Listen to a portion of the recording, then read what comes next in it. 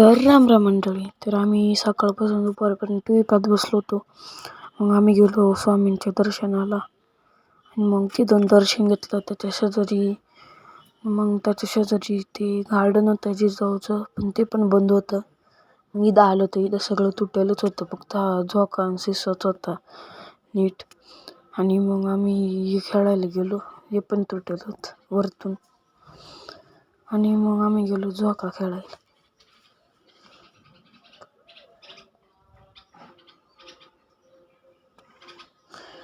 तर जोरात झोका घ्यायला लागलो, त्याच्यात ते हालायला लागलं.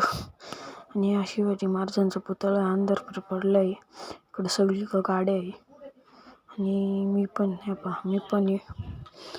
त्याच्यानंतर आम्ही गेलो कॅफेमध्ये, तिथून पिझ्झा पार्सल घेतला आणि मग घरी येऊन तो पिझ्झा खाऊन घेतला.